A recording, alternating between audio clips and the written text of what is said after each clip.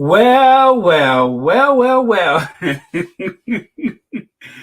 um, Let me see. Welcome to Royal Sussex. Welcome, one and all. Oh man, I tell you, last minute it's just like a lot of stuff coming out.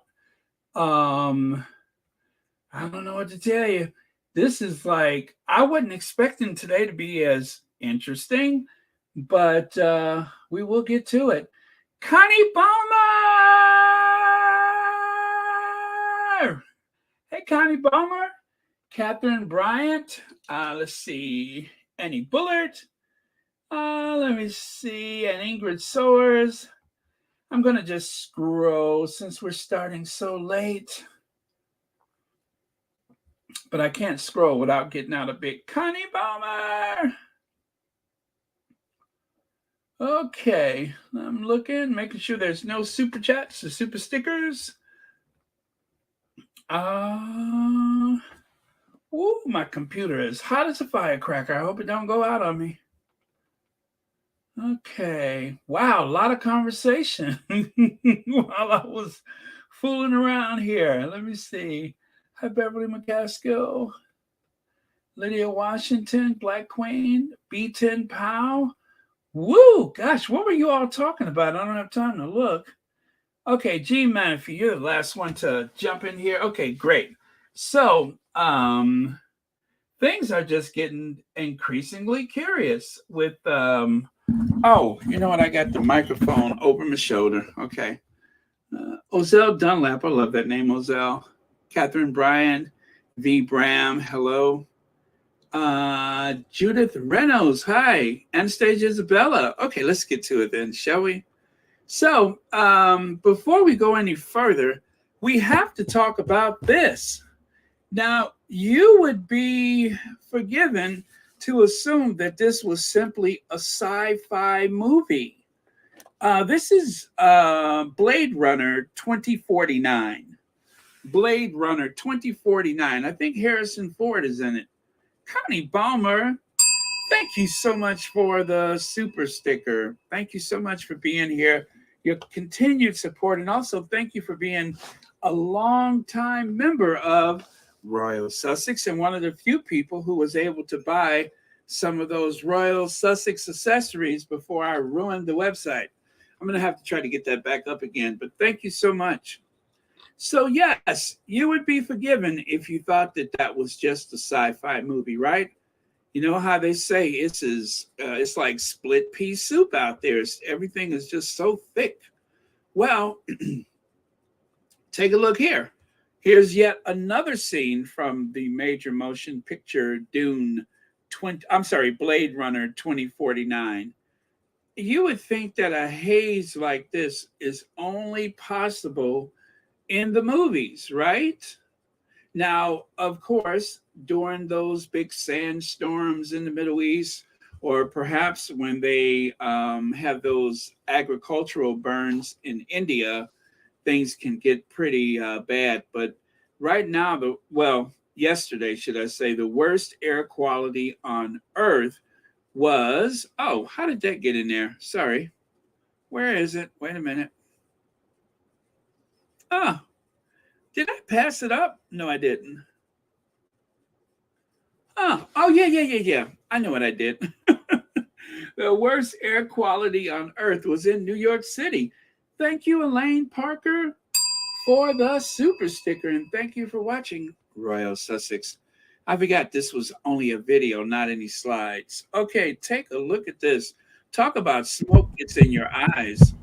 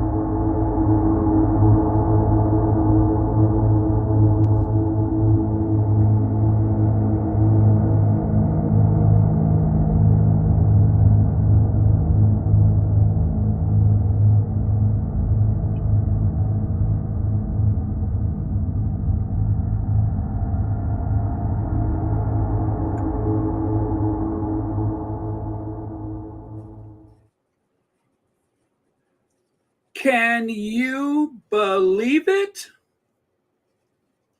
Talk about art imitates life. Can you believe that that was New York City yesterday? They had so many alerts about not going out. BW, thank you so much for the super sticker, and thank you for being a member of Royal Sussex. Happy Thursday to you. Thank you so much for being here. Greatly appreciate it. Well, yeah, that, Armageddon, huh? I hope not.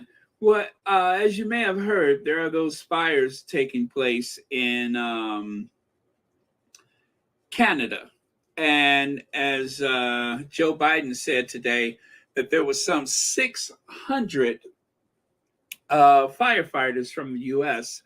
that are in Canada helping to fight those fires. As you know, there are areas in the U.S. that is prone to fires, especially the Southwest and even the Northwest. And occasionally, I mean, those kind of brush fires, forest fires, they can happen anywhere where there's a lot of plants and not enough water. So a lightning strike is enough, or some person having a campfire, and even worse, sometimes there's someone who deliberately sets those fires. But you recognize that view from Central Park, that twin tower luxury apartment building. Well, and this is the George Washington Bridge, I believe. So yeah, that is extraordinary. Who would have ever thought that the air quality could be that bad? So anyway, to those of you that had to struggle through it or may have the residual effects of it, they said it doesn't matter how fit you are, you should not venture out if you don't have to. So, well, yeah, they had some forest fires, truthfully, in Canada.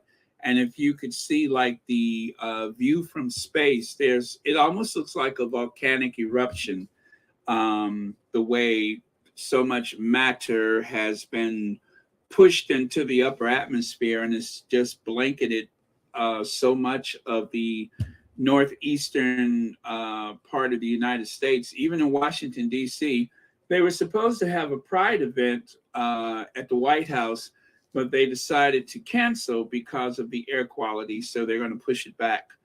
But yeah, and hundreds of flights were canceled.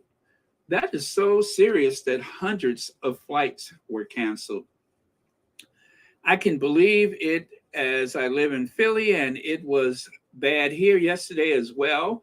The smell was awful. It's better today, but they're still telling us to wear a mask if you go outdoors. Hello, squatties. Thank you, Miss Mac. Wasn't that one of those like jump rope songs? Miss Mary Mac, all dressed in black, black, black. Something like that. I can't remember the words. But anyway, thank you so much, Miss Mac. You know how my mind is triggered. I see a word or hear a word, and all of a sudden, I break into song. Okay. All right. So, anyway, wanted to share that with you guys. But, oh, wow. What a scene. Like a sci-fi movie. Okay, and then now I'll go to this. Family members have said, just play the game and your life will be easier. But I've got a hell of a lot of my mom in me, says Prince Harry. So, and I can see that. I can see that. Diana, as you know, in Greek mythology, the name Diana is the mythological warrior, the goddess of the hunt. Actually, was the most hunted woman in the world, but it's also the spirit of a warrior. And for that reason, Prince Harry did not want to. I mean, it's like this. It's like this. When you're a male child and your father leaves out the house, he instills this. I guess at least that's how it was for me. You're supposed to protect your mother, right? You're supposed to protect your mother. You're the man of the house until I get back. And that's something that I took very serious. And so I would imagine for Harry, being of the very protective nature that he is, I don't think that he could possibly not do the things that he's doing. And as I have said so often, if as a couple, the Sussexes have agreed that we're going to do this thing and that thing, who are we or anybody else to say what they should or should not do, what a man should or should not pursue? Um, that's a very important part of his, I guess, DNA, is that he actually stands up for the women in his life in comparison to his father, who retreats. Now, if I had to say anything remotely polite about that heretic William, he did pursue a lawsuit when they decided to put those little flapjacks of see, I was trying to be serious. He did pursue a lawsuit when that French magazine decided to put them little mosquito bites on the cover of they.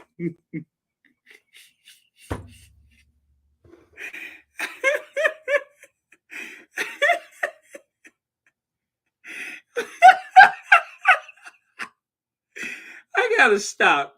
Y'all know what I meant to say, but when they put them little flapjacks on it.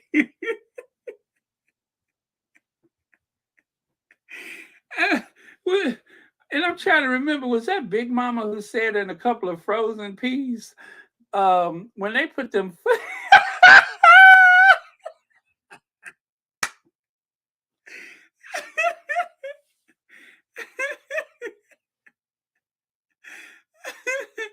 Anyway, when they put that.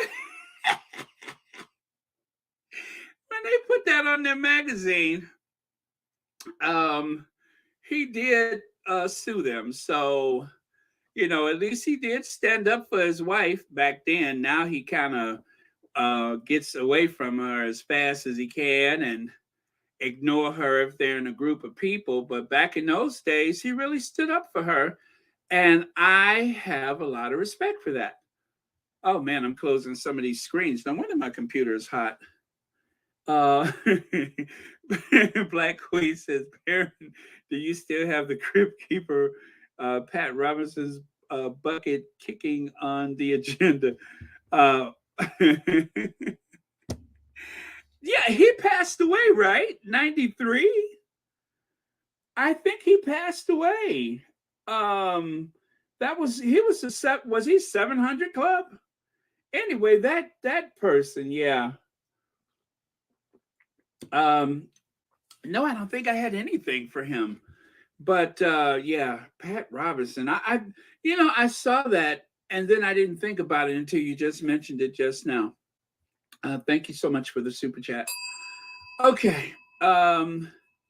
Let me see here. Oh, Coffee Bar. Thank you so much for the super sticker. And thank you so much for being a member of Royal Sussex. And Leg says, The View and Mayor negativity brought that to New York City. Yes. Yes. It's kind of like, I wouldn't say it was exactly karma, but that negativity. And of course, the ladies of The View, they put the whammy on the city of New York. So I'm sure it did not help. I mean, I don't want to be superstitious, but I'm sure it did not help their cause. But thank you so much, Legs, for pointing that out. Yeah, well, they better be glad it wasn't locusts. It could have been locusts or cicadas. Patricia Lane, thank you so much. What is wrong with my bell today? Thank you. That's better. So much for the super sticker. And thank you for being a member of Royal Sussex. Membership started just $4.99. Just $4.99. But yeah, so let's get into it, shall we? So Harry and Meghan donate £10,000 to get diversity book into every UK state secondary school. I have no idea what that means, but what is it? I don't know. I don't know what that means. However, I saw it, but then there was so much news I didn't have a chance to look at it. So let's discover it together, shall we? I got it all queued up right here. A diversity book. So, according to the very sometimes biased Independent, the Duke and Duchess of Sussex's foundation has donated £10,000 to a fundraiser aiming to get a book of raw and inspirational stories from ethnic minorities into every state secondary school in the UK. I didn't know they had state schools. Um, I've never heard any reference to anything within the UK as a state. So does that mean a government school? Is that what that means? A Colorful View from the Top is a novel which features entrepreneurs, executives, and thought leaders from ethnic minority backgrounds and aims to help change the narrative for their communities. The book curator, Jonathan Mildenhall, co-founder of marketing company 21st Century Brand, has said he won't rest until I know there is a copy of this book in every single high school in the UK, and a GoFundMe has been set up to achieve that goal. Really? That sounds like an interesting book. It sounds like something that I guess shows that, well, demonstrates inclusivity in the business entrepreneurial sectors of society. One of the things that is different for, say, my generation compared to some of my ancestors is the fact that some of my ancestors were business owners. And right now, I'm trying to think, I don't think there's any entrepreneurs in the family. Maybe. I guess in a modern sense, you could say that. But, for some people, there are generations of children that grow up and have never known an entrepreneur. But it's just like if your parents go to university, there's a good chance you'll go to university.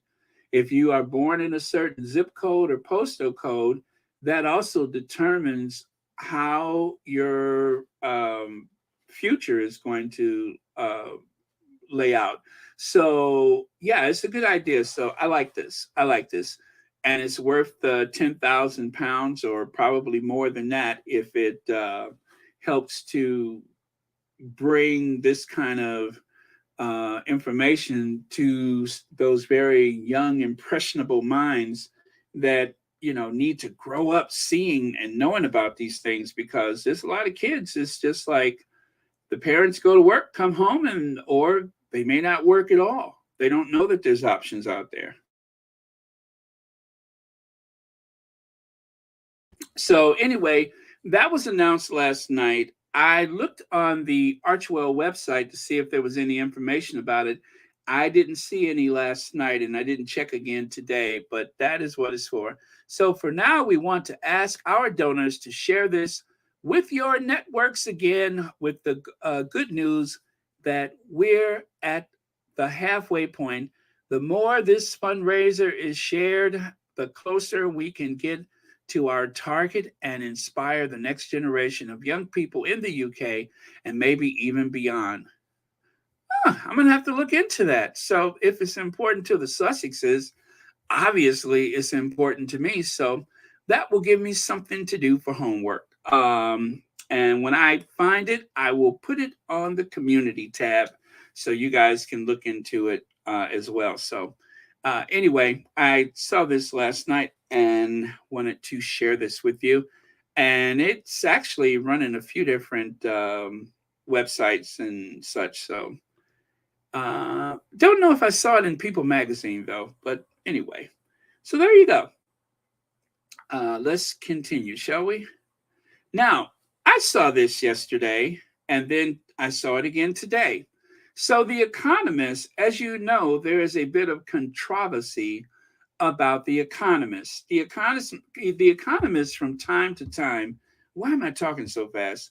The Economist from time to time, they actually target the Sussexes with this overwhelming criticism for anything and everything. And for some reason, this magazine, which is supposed to focus on the economy, it should be all things economics, highlighting trends in the financial world. Every so often, they go after the Sussexes. Now, I was looking at the artwork here, and if you notice how Joe Biden seems to have the sun setting on his shoulder. There's a lot of symbolism here, but that very red communist sky, the sun seems to be rising. So did they tell the artist, well, gee, we want you to demonstrate that the West is in a decline, in particular the United States, and of course China, their fortunes are rising. So make sure you highlight that. As you can see, they're about the same height. So there's nothing representative about that. But I think the only thing that really sticks out to me is the sunset. I love to study the messages from art because art and propaganda, well, in so many cases, they go hand in hand. So why am I bringing this photo up? Well, because I saw it and I want you to get a good idea of what kind of magazine The Economist is. It is a right-wing hatchet job. And because Joe Biden is a Democrat and considered very liberal, they want to show him in some position of somebody who is like yesterday's news and the sun is setting on America because of him. But take a look here.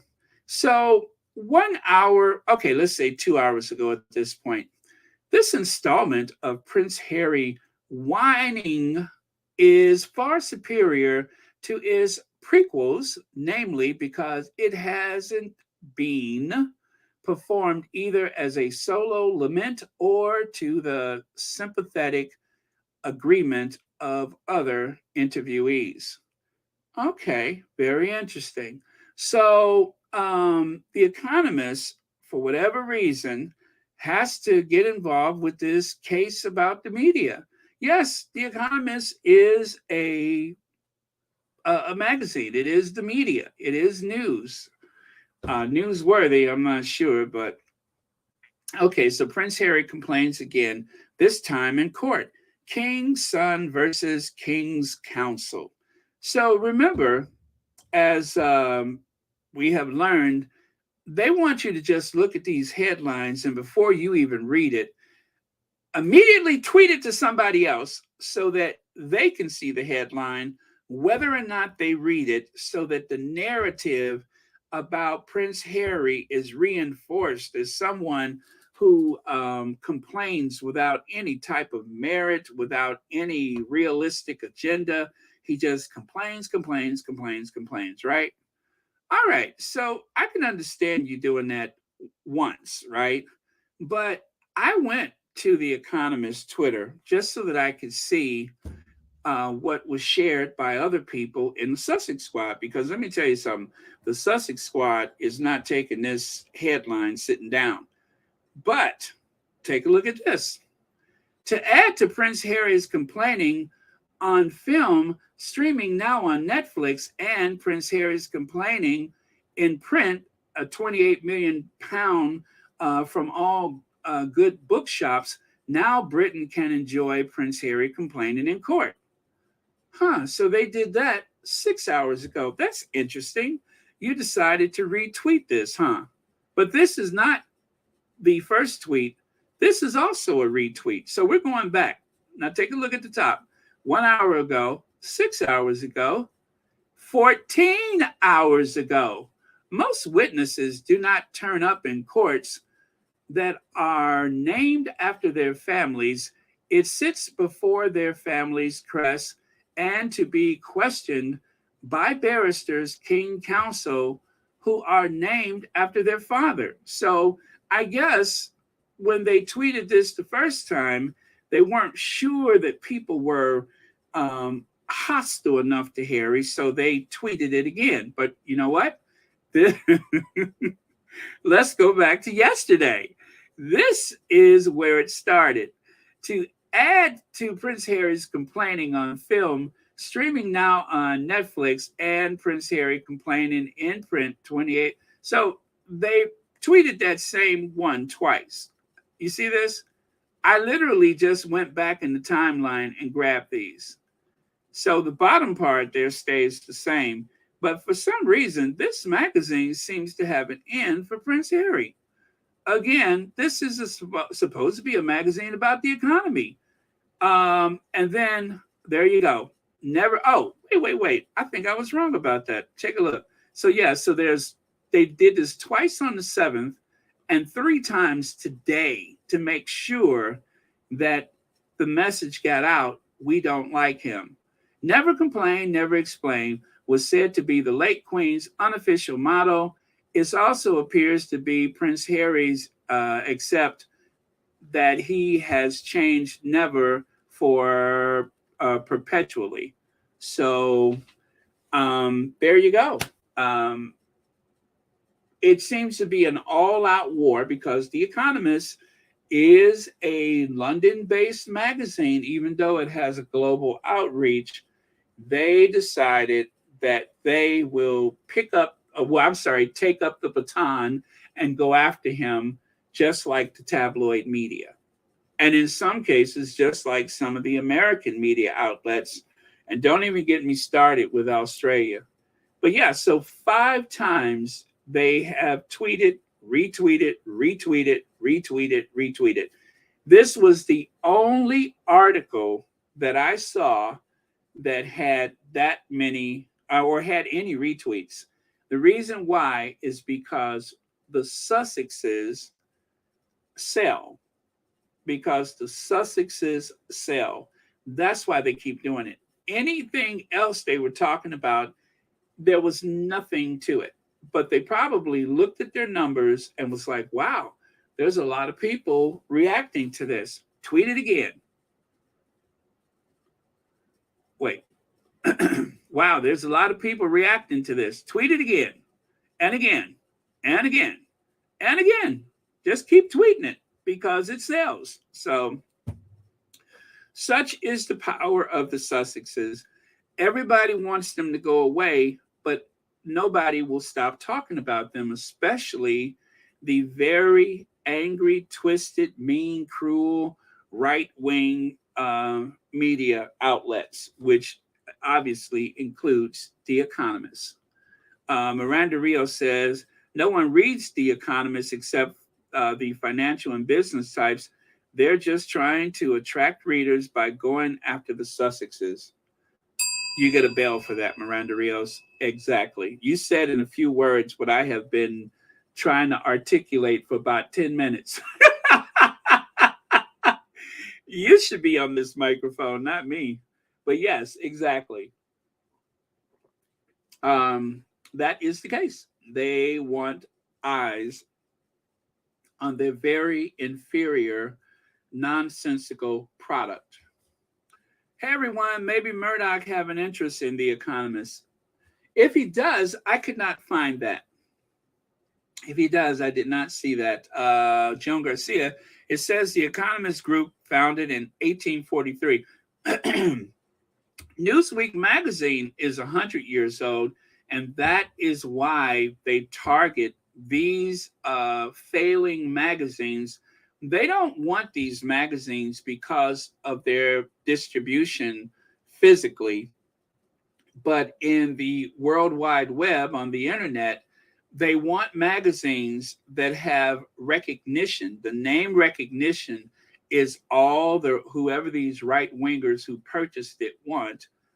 Just like, didn't Rupert Murdoch buy the Wall Street Journal? And people were very upset about that, but there was no way to stop it because the people who owned it, they saw the writing on the wall that readership is down, and somebody wants to buy this name and use it as a means to get into the hearts and minds of Americans. And so, for that reason, a bunch of conservatives purchased the Wall Street Journal, and I'm assuming The Economist, which was probably already conservative, and quite a few other papers. I mean, if the New York Times, which can be very conservative, but they're not a Murdoch company, if the New York Times ever goes the way of the rest of these magazines and newspapers across the U.S., I give up. I give up for about 10 minutes, and then I'm going to get back into the fight again. Let me see. Coffee Bar says The Economist needs the propaganda media to promote the influence of capitalist measures to maintain class system. Yeah, it's a good way to lead the conversation when it comes to things like the trickle down theory. It reinforces a lot of people, these robber barons, if you will, these hedge fund people, people who love to take something that's not broke and break it. Like a lot of very good companies have been destroyed because of that culture of buy a company, streamline it, sell off the assets, and then, of course, increase your salary. Also, give yourself what they call the golden parachute. If you never heard of that, that means whether a company performs well or whether a company goes down the tubes, you, as let's say a CEO, will walk away with, let's say, a $20 million bonus when you finally have collapsed the company. That is the conversations that they have in magazines like this, I am sure. So, yeah, what a nasty bit of journalism on their part. Why they would target, why they would target the Sussexes is just for that reason that most of y'all have said, and that is just to get eyes on their product. Right, Coffee Bar? Right. So thank you very much for that. Let me see. V. Bram says The Economist was censored, and there is an investigation into hacking by the magazine in Bangladesh. Really? Wow. Why? Yeah. Why the Sussexes? Why Bangladesh? That seems like that would be somewhere outside of their orbit, but wow. Did you see what Petal said about The Economist? They were invested in the phone hacking. Also, you know what? I did see that on Twitter. I did see she tweeted something about that. Let me go take a look at it. And I will see what it says. Okay. Okay.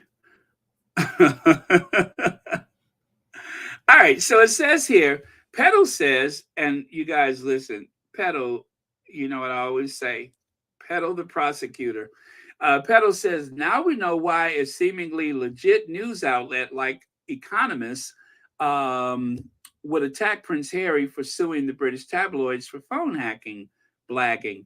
In 2012, The Economist was accused of hacking a judge's computer in Bangladesh to listen to his phone calls and read his emails. That is weird. Why Bangladesh? I don't get the connection, but and so it says right here from 2012, December 9th, 2012, Economist magazine faces contempt in Bangladesh. Bangladesh War Crimes Tribunal has accused the British magazine, The Economist, of hacking the computer of its presiding judge to record conversations and read emails he exchanged with a lawyer. The magazine did not directly address the charges, but said it was in possession of conversations and documents that raised serious questions about the workings of the tribunal. That is weird. That is so weird. Huh. I mean, to what ends? I mean, not to disparage Bangladesh, but I'm just saying that seems like a weird thing to do. It must have been some type of financial interest that led them to that, or something. I mean, because Bangladesh, I think their government is quite conservative anyway. So why would they target them? Is a mystery. Shirley Slaughter says, can't these outlets talk about the Sussexes without being so nasty? I'm sure people would read their content. You don't have to be nasty to get clicks. Just report the story. Duh. I wish that were the case, but I think that their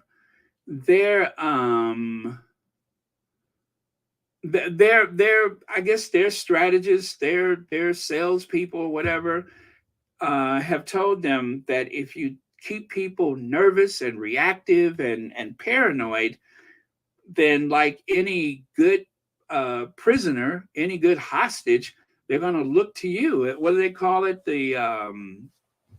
What is that syndrome? Is it Helsinki? No, whatever it is. You tend to identify with your jailer. You identify with your kidnapper or whatever. So that's the way the media approaches things. They make you totally dependent on them for peace of mind, while at the same time they are undermining your entire existence and making you so nervous and reactive that someone rings your doorbell and you just shoot them through the door because they have told you the boogeyman is coming to get you. Do you guys know that gun sales were never better than when Barack Obama was president?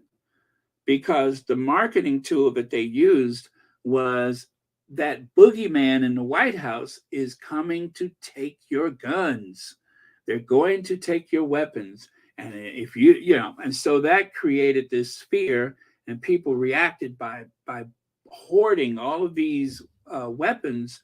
So now they say that there are more guns than people in the United States. I believe that. And I believe it may even be twice as many weapons as there are people, although some people put the number around 400 million firearms. But, oh, man. And then what? And for those who collect, don't even get me started talking about that. But yeah, so yes, that's right. Pedals on the case.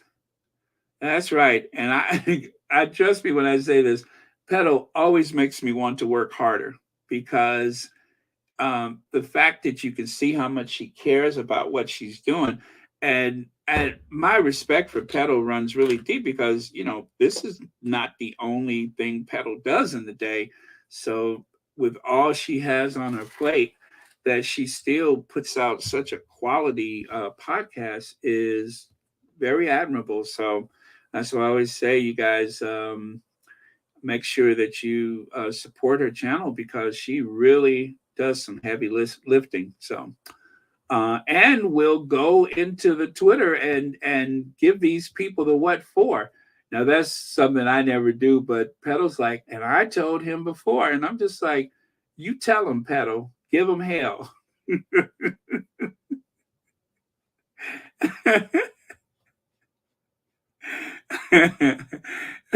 pedal pedal takes the fight to them. I'm like, yeah, yeah.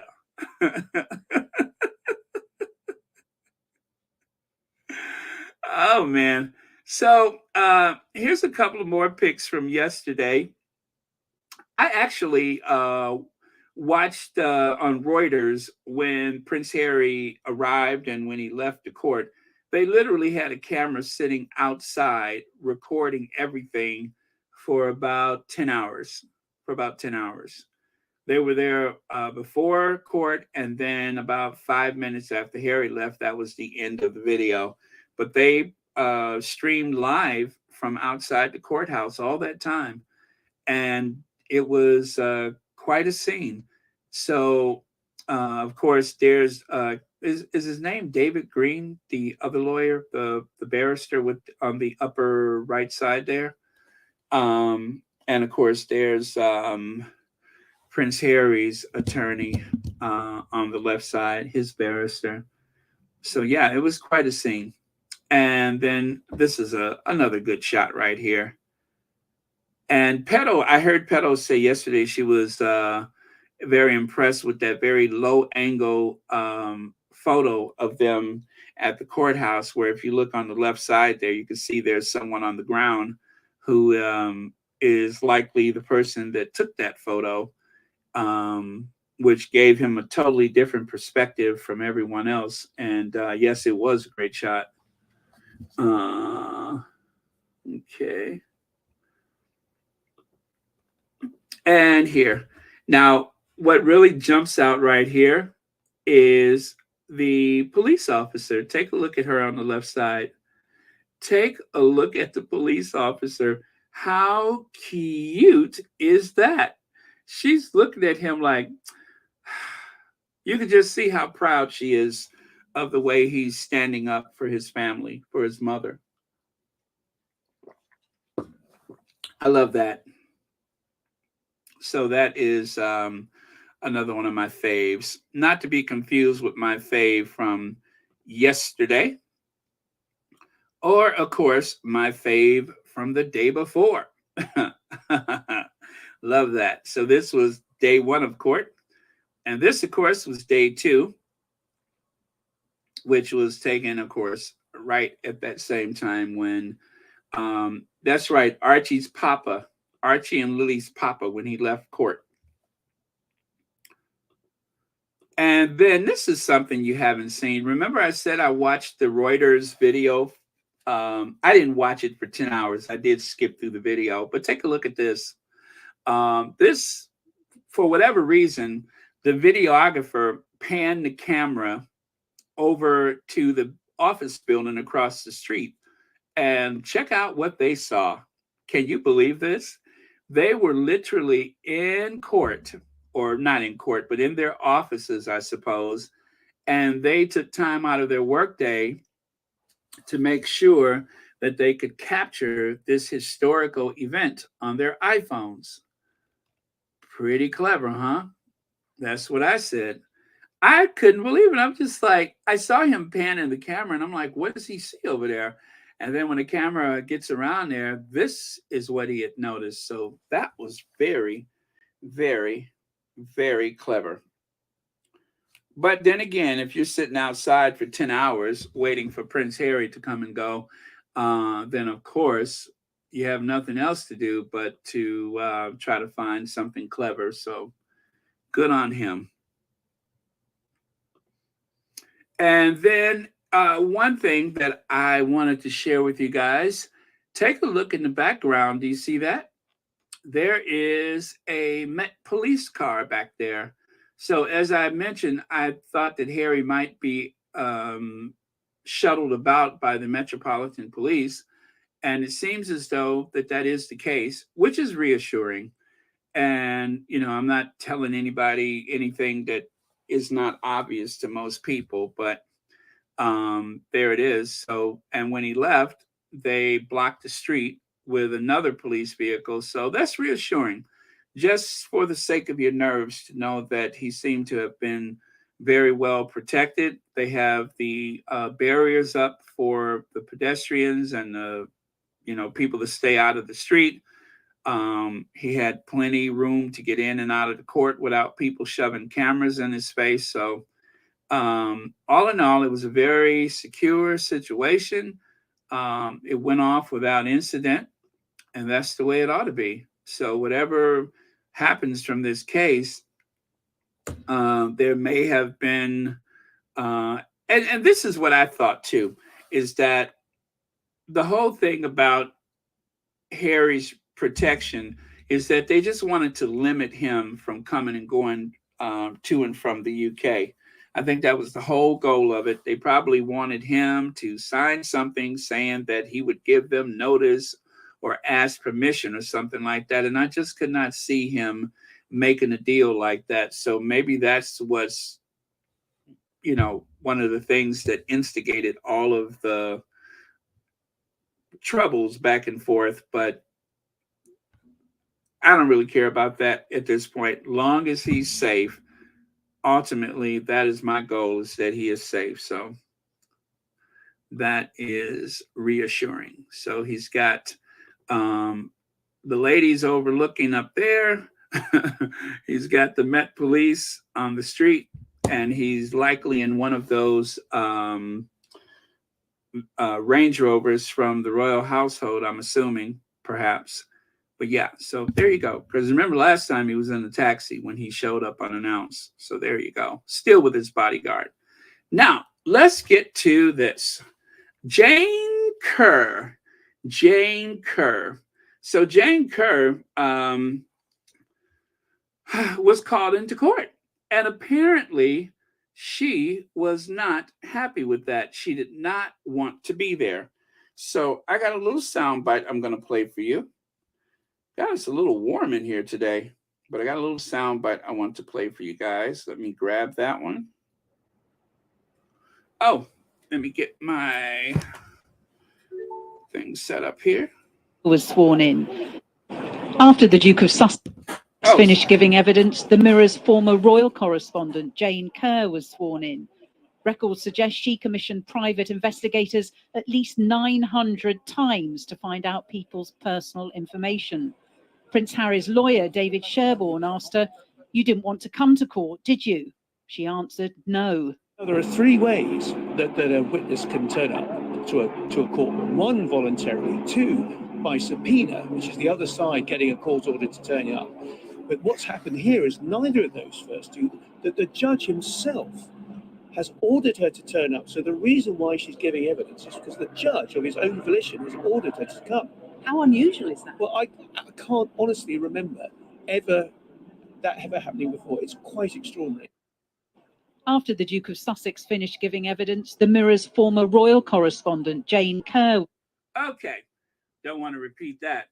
But yeah, the Mirror royal correspondent, Jane Kerr, commissioned 900 investigations into people's affairs. That's just her.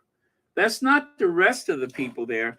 So if she was capable of having someone investigated on 900 occasions, then combined for the entire history of the Mirror Group, how many times have they dispatched their goons to go after people? How many times? That is a curiosity right there. How many times have they dispatched people to target, and especially for the people that have been investigated and targeted? You're thinking, and you know what, you guys, James O'Brien explained it in a way that only James O'Brien could. I mean, not to take anything away from anybody else's explanations, But the way it affects your personal life, and people say, oh, well, that was so long ago. And you know what? I don't give a toss about any statute of limitations. And this is not a criminal case. This is a civil case. If I'm correct, I believe it's a civil case. Oh, sorry about that. But so what damage it has done to the life of innocent people, not just to a prince, not just to a television personality, but to family members, friends, anybody who they may have come in contact with. And Harry's existence was like that of some type of leper, where he thought anybody he came in contact with would be infected by this scourge that he was suffering, this disease, this malady that he was suffering. He thought that if he just said hi to someone, next thing you know, that person, oh, we'll get to that one later, that person's life may be ruined. And in so many cases, up until the point that that person died. Up until the point, and at least in one case, should I say, that we know for sure that that person is no longer here. Huh. Let me see here. Shirley Slaughter says, it may have been a long ago, but they are still at it and will never leave Harry alone or anybody else, so it needs to be looked at. Yes, indeed. Yes, indeed.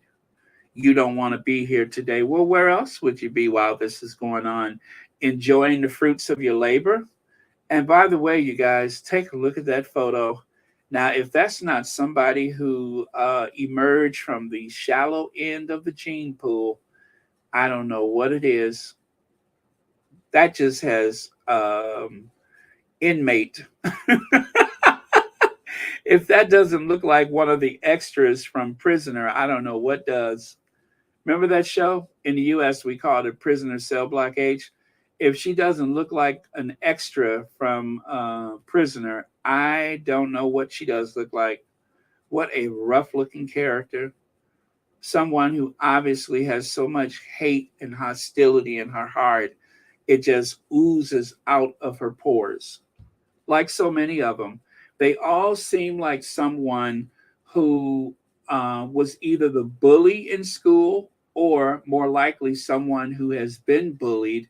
And now that they're older and they have a position, they have decided to lash out at everybody around them, right? They want to lash out at everybody around them. So anytime you ever hear that term, shallow end of the gene pool, you don't have to look far if certain people are around. It's back in the gene pool.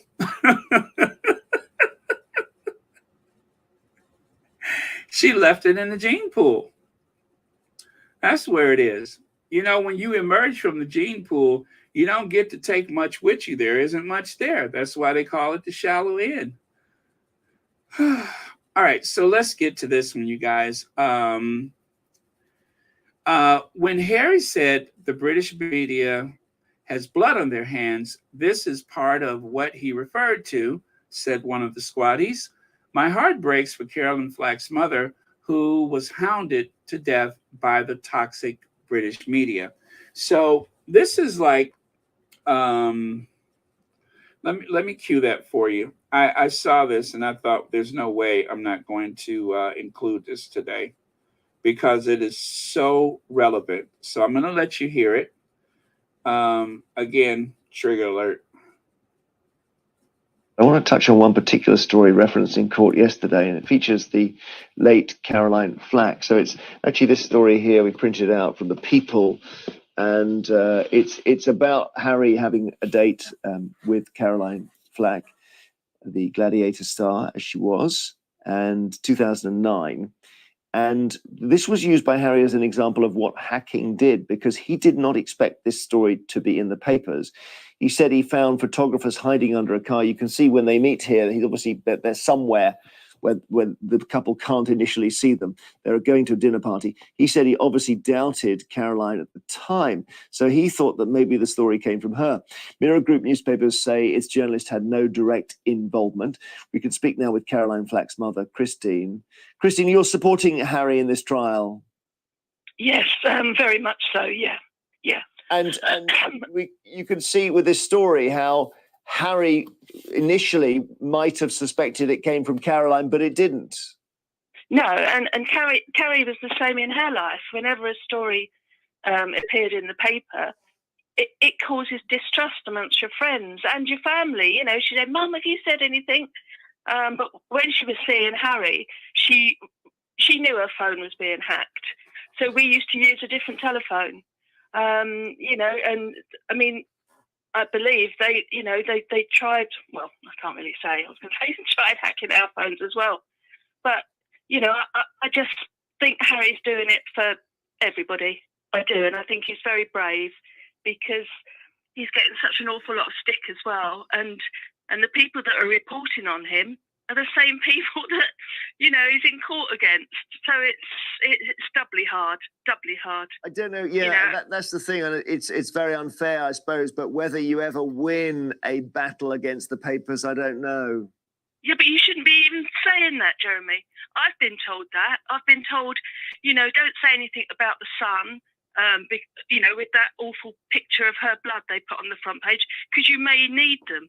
Or what can they do to you? But what I think is my daughter's dead. People live in fear of them.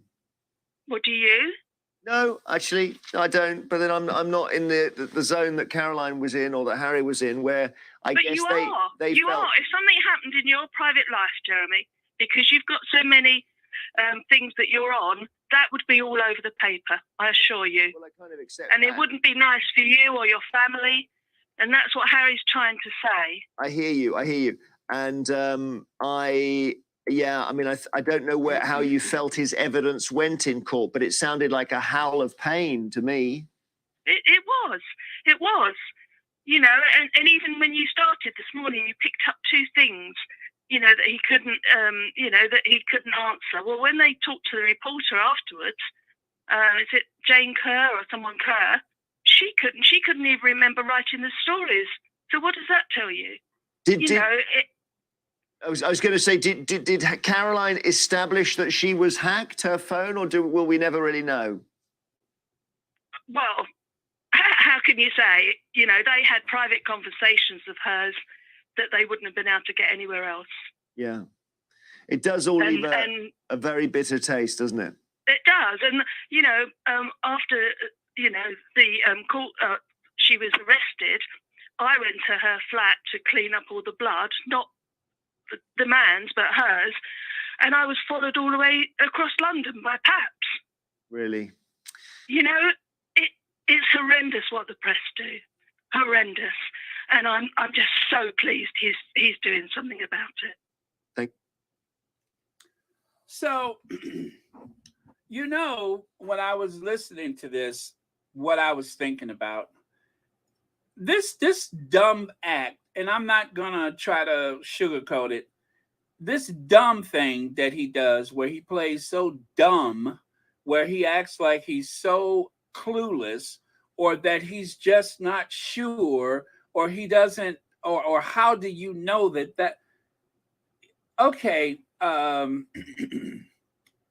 Jeremy Vine, in the unlikely event that you're listening, is getting old.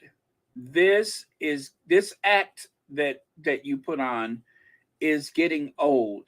This, how could you know, or I'm not sure, and I'm not in the same position that she was in, so I don't worry about these things.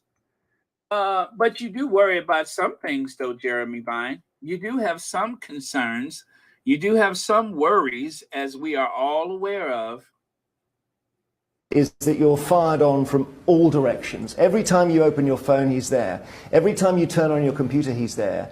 And you know that what he's doing is he's adjusting or despoiling your digital self. Now, you may say, well, it doesn't matter, you just come offline. But the fact is that, you know, we live 70, 80, 90 years, but our digital presence goes on forever, and you can see yourself being dismantled, and you can't see it ending. The judge actually said when he sentenced Belfield, you didn't meet or physically approach or watch any of your victims as a traditional stalker might have done. Your methods were, however, just as effective as a way of intimidating your victims and were in many ways much harder to deal with. The danger came from the online traffic, not from the individual. I would have done anything to meet this guy and have a conversation with him face to face.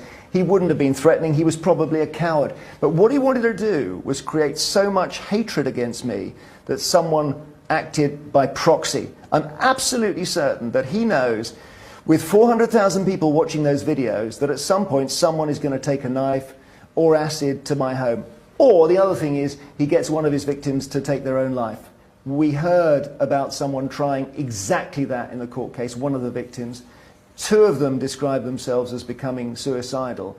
That is not to be taken lightly. I think if the courts hadn't stopped Alex Belfield, somebody would have died. Someone who stalks in person, we imagine to be hiding in the shadows. But what Alex Belfield and his army of followers was doing was in plain sight.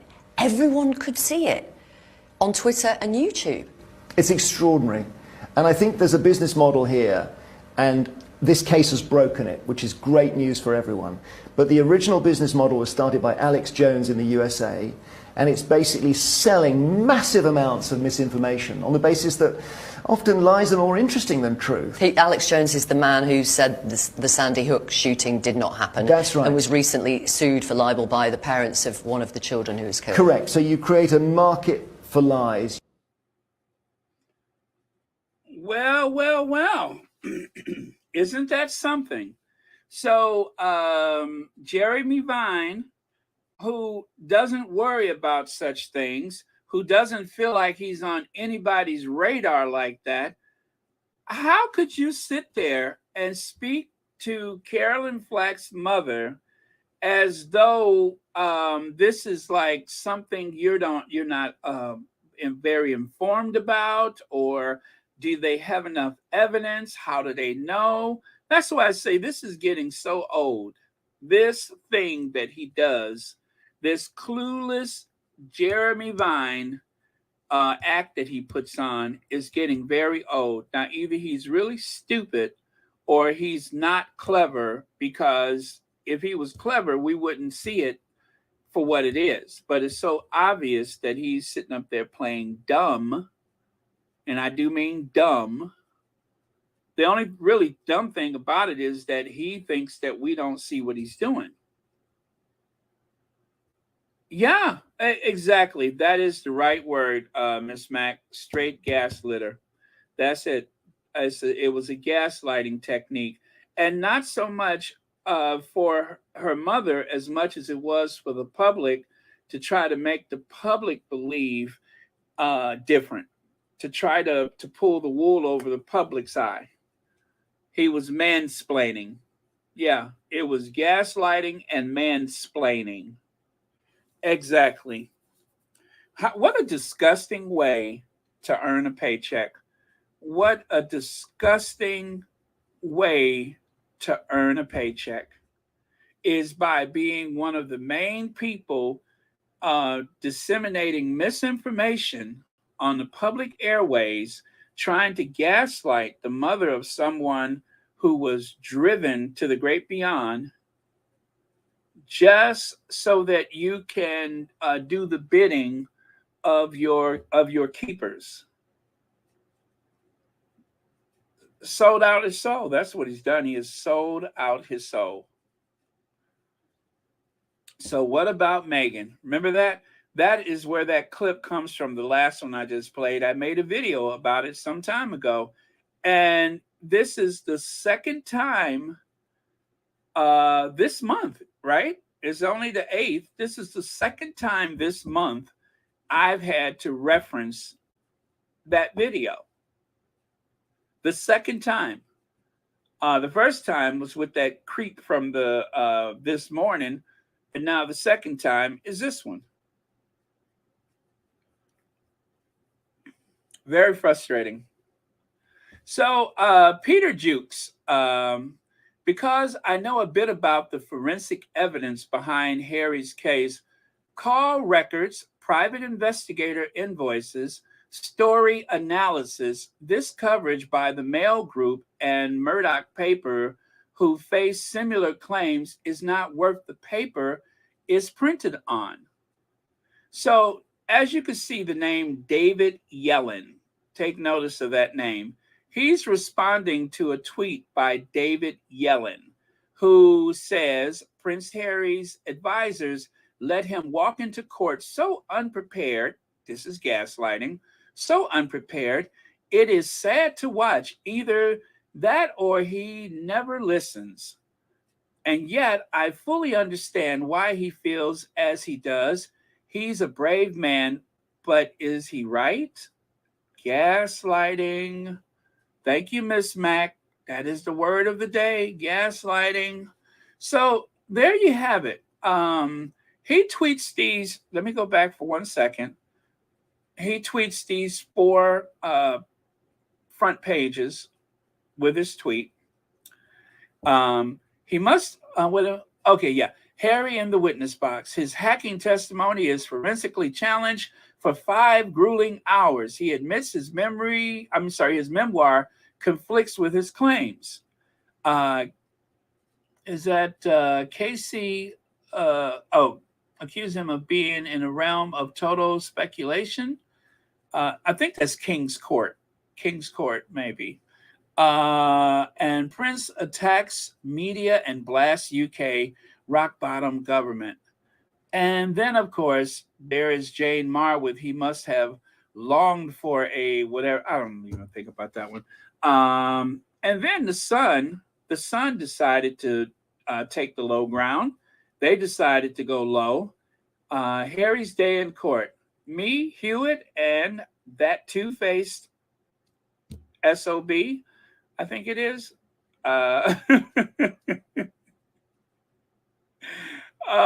Burrell. So this is out of everything that happened when Harry was in court that first day, that 55 pages of text that I shared on that video, this was all the Sun could come up with for a front page, is to try to humiliate Harry and reintroduce Hewitt back into the front page again. So Duke tells of Dad's fear, blasts Diana's aid and government. That's it. That's all they got out of it. Nothing about the phone hacking, obviously, at least not from the front page. Clarita Forbes, thank you so much for the super sticker, and thank you for watching Royal Sussex. Now, let me see here. Leslie F. Oh, very important. Remember, it's not Harry's job to present the evidence, just to get the dots close enough for his barrister to make the connection at the end. Exactly. Thank you so much for that, Leslie F. Very, very true. As Leslie said, Harry's job is not, and that's where the real scheme of these front pages are. They're trying to win in the court of public opinion because they know that Harry is likely to win in the court of law. That is the whole point, is to try to move public opinion, to try to sway people into saying that, oh, well, maybe something happened, but he doesn't have proof, or where is his evidence? Judith Reynolds says, Jeremy did not learn anything when he was dealing with people who were attacking him. Nasty man, because he doesn't consider them as human. Amen to that, Judith Reynolds. Amen to that one. And YM Droid says, two-faced piece of, oh, that's it. Yes. Thank you, YM Droid. It was a two-faced piece of you-know-what. Okay, and so here's the other 2 pages. Prince in the witness box. Harry's reality check. Duke shock claim in his historic High Court showdown. Papers wanted to oust me as royal with Hewitt's story. Hacking claims in realm of speculation, says lawyers. Oh, that is so twisted. That is so twisted, that whole thing about the DNA. And then over here, cracks appear in the Duke's case during grilling, that is, in witness box. Again, all of these headlines are designed to share, and those shares equal clicks, which means that more eyes are going to look at their papers and their advertisements, as well as become gaslit and suffer from their propaganda. That is the intention. Again, thank you, YM Droid. Okay. So now let's get a little background here, shall we? Peter Jukes. People have to understand that the hundreds of claims have been successfully brought against the Mirror Group on exactly the same evidence Prince Harry is bringing. He's just one of a few who can't afford not to settle early and bring the case to a full, eye-watering, expensive trial. And then, of course, as I said, his background, if you're wondering who this person is, dramatist wrenched out of fiction 10 years ago by the fierce urgency of fact and Murdoch crimes, co-founder of the Byline Media, Byline Fest, is that right? Byline Fest and Byline Times, myself here. So that is a little bit about his background, is that, as he said, he has a firm understanding of exactly what's going on and why, in spite of all of these attempts for them to try to fool people into thinking otherwise, Harry does not have to close the case. Harry does not have to do that. There's two people that are going to close this case, and that is his barrister Showborn and Pedo of Facts and 2 Cents. Those are the two people that are going to prosecute this case. Don't worry about all the rest of that talk. Is it David Showborn and Pedo? They're the ones that are going to make this case. So it's not for Harry to do. They got it. All right? All right. Give him hell, Pedo.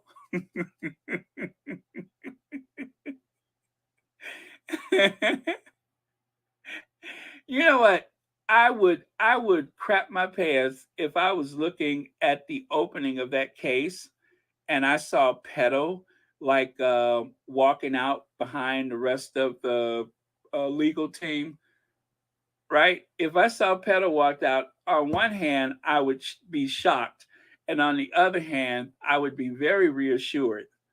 I would love for Pedo to grill a few of those Mirror Group people. Oh my God, that would be epic. That would be epic. So there you go. That's the dream team. And then it says right here, amendments to Harry's legal claim also allege that the former News of the World editor Phil Hall and Bob Bird and the former Sun editor Stuart Higgins and David Yellen, oh, there's that name, David Yellen, must have known about the legal targeting of Diana during the mid-90s. Harry has made clear that he blames the tabloid media for the death of his mother while being chased by paparazzi through Paris. On Tuesday, the High Court heard his claim that press intrusion by the Sun and other newspapers led to her choosing to travel without a police escort in order to avoid leaks, ultimately leading to her death in 1997. That seems pretty evident to me. You have a barrage of leaks. Everything you say tends to end up in the newspaper. And so trying to close those gaps, trying to seal yourself off from all of these leaks, you go without police protection. Now, some people speculate that the protection may have been taken away from her. Harry suggests that Murdoch's newspaper concealed their legal activity, publicity criticizing Diana's paranoid delusion about being illegally targeted, when in reality she was under close surveillance and her calls were being unlawfully intercepted by individuals working for the Sun and News of the World. So right here, you can see where one of the squaddies said, David Yellen is named in Prince Harry's lawsuit as one of the people who must have been aware of the illegal targeting of Princess Diana. Yesterday, he was exposed as one of the people alongside Hoghead Piers Morgan, who were invited to Buckingham Palace to receive briefings. Did you all hear that? Who were invited to Buckingham Palace to receive briefings, allegedly. Let me throw an allegedly in there, allegedly. So,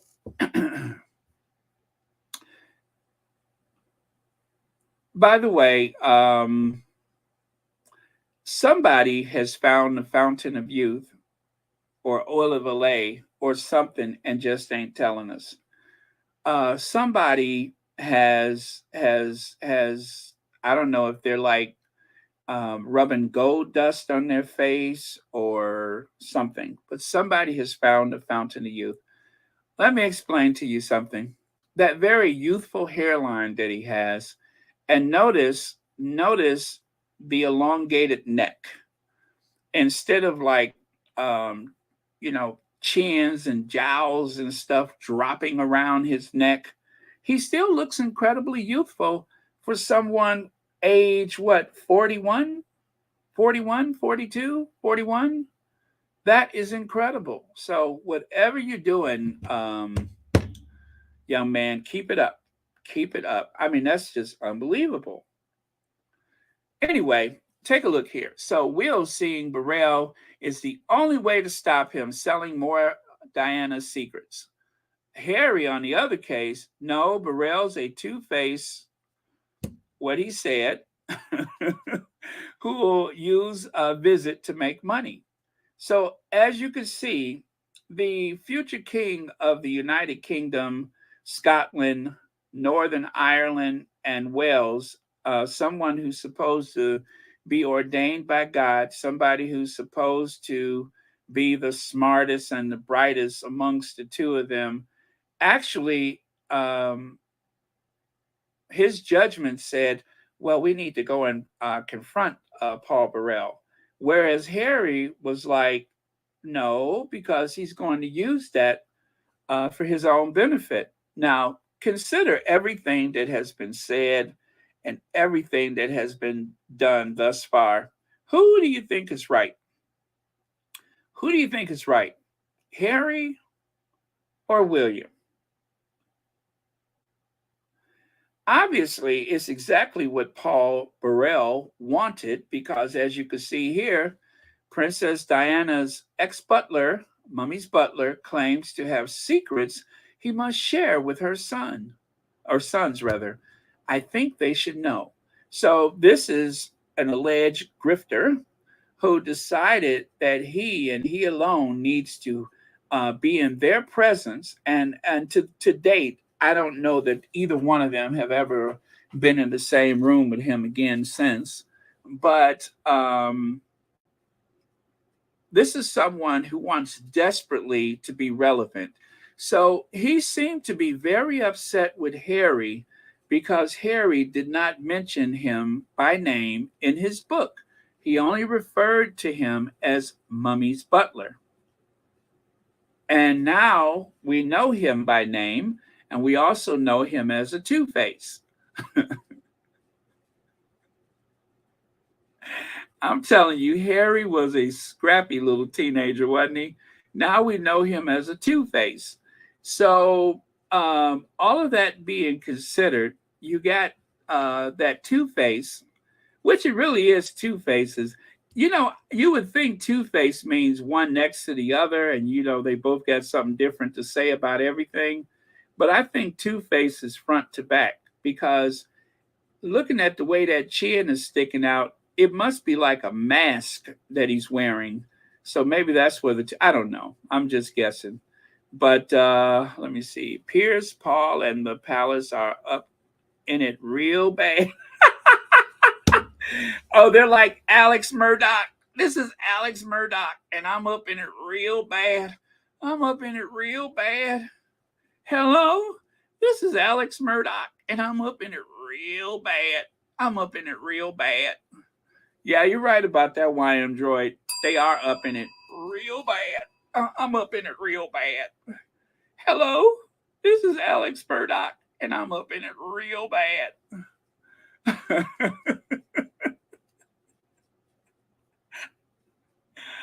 Yes. Two-Face means a backstabber in the UK. Okay, there you go. Anyway, so Paulie Two-Face, that is what he wanted. He wanted to get them in the same room, just like Thomas Markle Sr., to get them in the same room so that he could use their visit as another way to make money. And then he could spend the next few years or whatever he got left of his life going on and on and on and on about what was said between himself and Harry, between himself and William.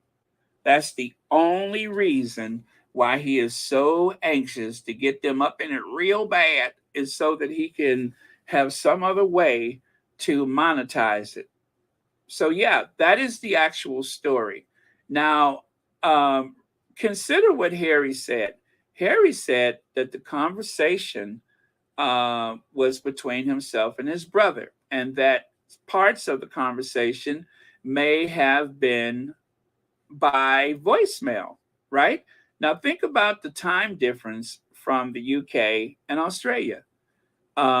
Think about the distance and the time difference. So, yes, there's a good chance that when he could not get a hold of William, that Harry may have left a voicemail. And with that voicemail being left, someone retrieving the voicemail can hear Harry say, no, Burrell's a two-faced piece of crap who will use the visit to make money. Should the princess meet Burrell? Yes or no? Look at how they even had a poll. See, they made a lot of money off of that story. This is why it was so important, because this ongoing saga, this soap opera of the two princes, even though the tabloids realize what it has cost both brothers in terms of Princess Diana's dying tragically and mysteriously in a tunnel in Paris, possibly due to a fiat that nobody has ever been able to clearly identify, and everything else that goes with that. So that happened, right? And in spite of that, they continued harassing Harry for a very long time, even risked his a life when he was in the military. They would not leave him alone. Listening to what he was saying and thinking about him being in the military and having the press threatening to expose him, in spite of the fact that it would put himself and other people in mortal danger because he was born in that institution. They own him. Just as the guy yesterday said, he so much is implied that there is an ownership by the people of the UK and the royal family. Any member of the family, especially if you're high up in the line of succession, then there's an implied ownership. Me After All, thank you so much for the super sticker, and thank you for watching Royal Sussex. Happy Thursday to you. So Hoghead Pierce Morgan someone who has managed to set a land speed record for a mammal on 2 feet when he ran out of the studios of Good Morning Britain. That hoghead. He, as you can see right here, pathetic. Amanda, what is it? Patel. Yeah, Amanda Platel, rather. This is from Charles Spencer, Harry's uncle, Charles Spencer. You have no shame and even less credibility. Last time I heard from you, you were guilty of libeling me as your employer at Daily Mail UK agreed. Now you're put up by them to misrepresent significant legal evidence as if it was something trivial. So he's responding, of course, to the tweet from Amanda Platel. Is Harry still obsessed with his former love, Chelsea Davy? Harry mentioned her 118 times in court evidence. Meghan just 5 times. No wonder Megs didn't show up. So who is she speaking to? Who is Amanda Platel speaking to? Again, in the court of public opinion, this is to try to portray Harry as being out of touch, delusional, wants to misrepresent his intentions, or even worse, is this like a little thread that she wants the derangers to pull upon?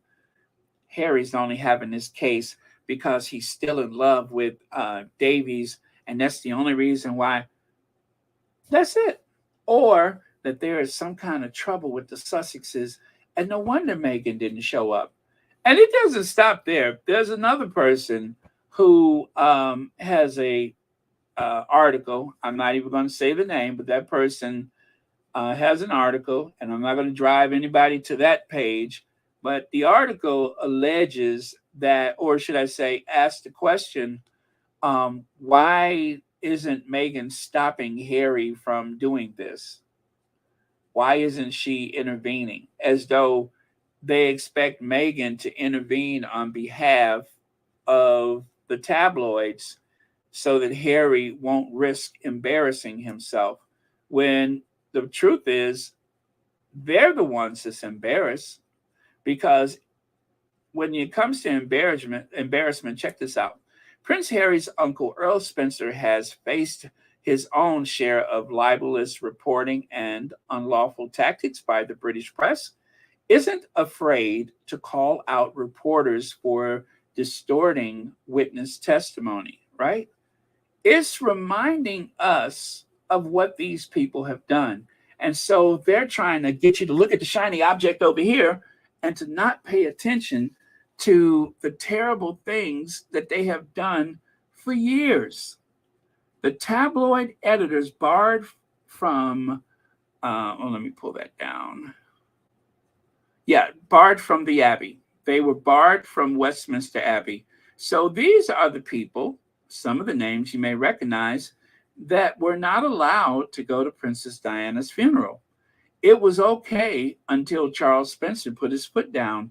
The royal family, yes, that royal family, in spite of everything that had happened, were going to allow the likes of Stuart Higgins, Phil Hall, Paul, was it Darcy, Richard, what is that? Oh, God, I can't see that. Richard Addis, and yes, hoghead Piers Morgan. And they're from The Sun, The News of the World, The Daily Mail, The Express, and of course, Piers Morgan, the Mirror Group, The Mirror. They thought that they were going to go to Princess Diana's funeral. And that was until Charles Spencer, who gave the Queen a tongue lashing in front of the entire country. I tell you, if there's, Charles Spencer has disappointed me on occasion, but that day, that he gave the Queen a tongue lashing is one that I won't forget. In front of everybody in the world, in front of God and all of the Queen's subjects, he gave the Queen the what for. And he was absolutely fearless in his rebuke of the royal family, of that institution. If only more people would have done things like that, maybe this would not have happened. And of course, if only the Windsor household would have gotten its affairs in order instead of making deals with these tabloid newspapers. It's the connection, it's the deal between the royal family and these newspapers that have them living in constant fear that they will be the next one targeted by their tasteless news articles, by their disastrous news articles. They don't want to be on the business end of this campaign. So because they were given license by Charles, by William, and by the men in gray suits, and of course by Camilla, because they were given license to go after the Sussexes, well, this is why on any given day, we will have 44 articles from the Express newspaper. That's why, because they were given license by the royal family. I won't even throw an allegedly in there. I'm going to say it again. They were given license by the royal family to target the Sussexes. That's where that comes from. No other reason. Because they themselves don't want to be targeted. So they hang out the Sussexes and let them twist in the wind. And that way, they can be more at ease. They could possibly sleep at night. How, I don't know. But that's why. Because it takes the pressure off of them. And so they'll play into the racist part of it. They will play into the nationalism. They'll use the sentiment of Brexit, the culture war, all of those things that they have given the media the license to. If the British royal family had no leverage, then how is it that ABC decided that there was a story they did not want to run with because they didn't want to lose access? You have the homes, you have the titles, you have the jewels, you have the money, you have all that stuff. You even have the family history. The royal family has far more leverage than they are aware of, or that they pretend to not have. They have the leverage. They just choose not to use it because they don't want to run the risk. And really, I do believe this starts with Charles. I really do believe that all of this starts with Charles. Charles was the most damaged member of the family, and Charles Philip Arthur George Mountbatten-Windsor is the one who stood to gain the most from this relationship with the tabloid press. I say it goes back to Charles. This is the gift that he has given the country that just keeps on giving. And that is people's lives being ruined, sacrificing his own son's happiness, his own son's future, just so that he would have them on his side on Coronation Day. Just so that people would accept his side piece as a queen. I think in the U.S. is something to the point of taking somebody and turning them into a housewife. Yeah, you take some damaged goods and you turn it into a housewife. You know how that saying goes. Enters Piers Morgan. Big, sloppy, nasty, messy Piers Morgan yesterday, and big, nasty, sloppy Pierce Morgan a year ago. Or was it 2 years ago?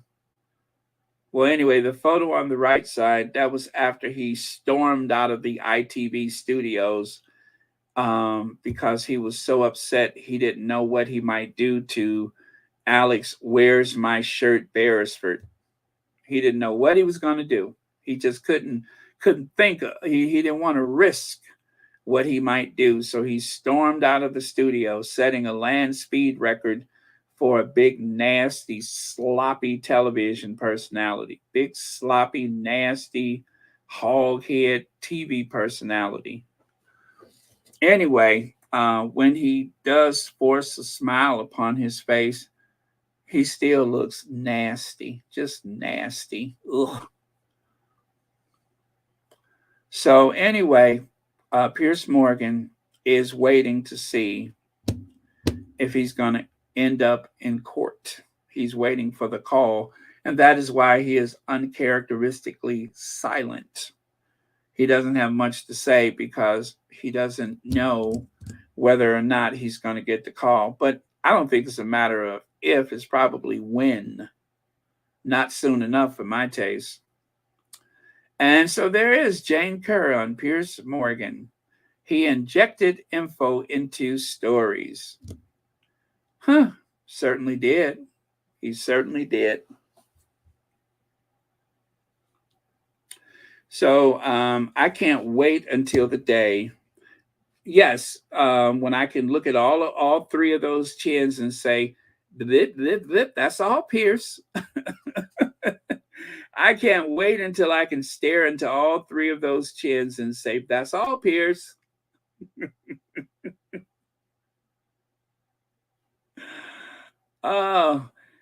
Church Nelly, ain't it a little, oh, it is 6 o'clock where you are. Never mind. It's after 6. Never mind. You can't be responsible for stuff like that after 6 p.m. or 10 a.m. or 6:30 a.m.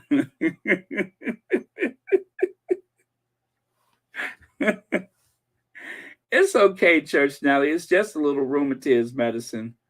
It'll wear off. It'll wear off. Don't worry about it. Paul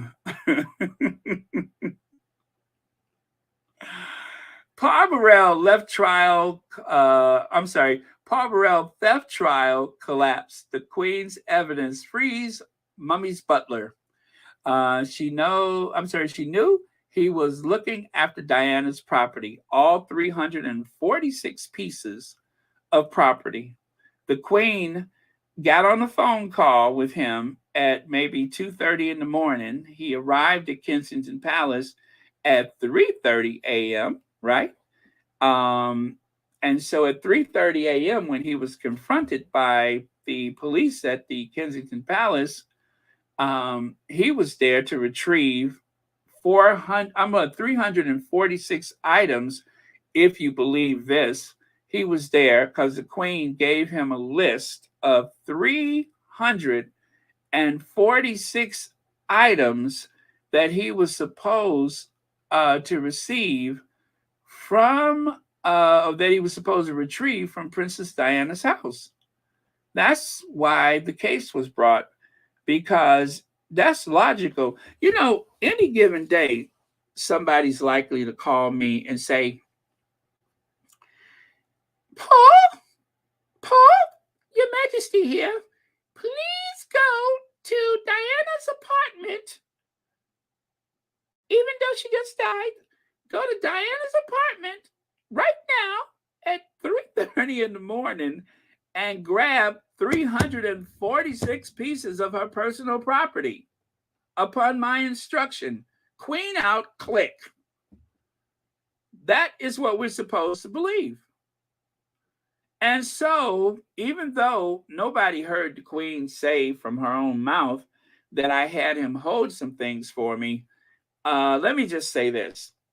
If I was writing a script, let's say for a soap opera about some royals, let's say the Windsors, not the Windsors, but the Windsors, and I wanted to make sure that my son never ended up in court with his ex-wife's butler, who used to be his butler, if I wanted to make sure that they never ended up in court, I would make sure that the son's mummy, who is beyond reproach, who could not ever be held as a witness in a court of law, I would make sure that I would just have her say something. And I'm not saying this is what happened, wink, wink, but I would have her say something that would cause the case to collapse. And that way, that saves everybody from embarrassment. So just to refresh, oh, I'm sorry, I got that wrong. It was 342 items. The police spent 12 hours at Paul Burrell's house and located 342 items that belonged to Princess Diana. And at the time, people assumed that he stole those items when he found out that she was dead, that he went to her apartment and grabbed everything he could, everything from knickers, underwear for us, panties, whatever, everything from her drawers to her handkerchiefs to her purple Versace gown, anything that could fit in his car. And then after that, I think he made another trip and another trip. The police had never seen anything like it. A writing desk, check. All of those things wound up in the boot of his car. And of course, he was found out, and suddenly he found himself almost going to jail. So I think it's pretty clear what likely happened, but because the Queen gave evidence, well, there's no chance we'll ever find out. Now, will we? So, fury at the Middletons as their party pieces business goes bust with debt of £2.6 million. Disbelieving creditors talk of betrayal over collapse of firm run by the Princess of Wales parents, Carol and Michael. Now, you see, people tried to warn William. They tried to warn William. Some of William's friends turned against him, well, not him, but her, because they looked at those Middleton girls as social climbers. As a matter of fact, they were referred to as the Wisteria sisters because just like the wisteria vines, they were climbing up the lattice to reach the top. So Carol Middleton, who was supposed to be this successful, brilliant party pieces person, and her husband, Michael, whose voice I have never heard. Michael is the one on the right, the one that's pretending like he's a piece from the Monopoly game. Yeah, the one that looks like a piece from the Monopoly game. That's Michael Middleton. Both of them used to work for British Airways. So the old airline hostess and her husband somehow managed to weasel their way into the upper class.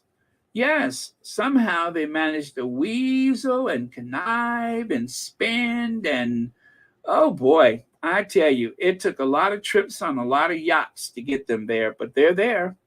They're there, invited to Royal Ascot, mother and daughter wearing each other's clothes, and at the Queen's funeral, already looking sad because of this was coming and nobody knew it but them.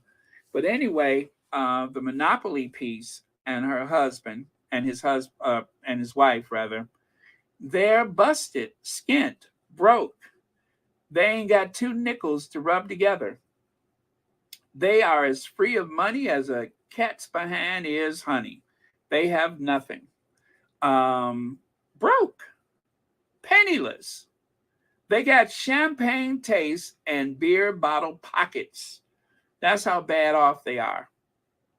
They've got nothing but debt. They have nothing but debt. So, well, anyway, someone bought out their company.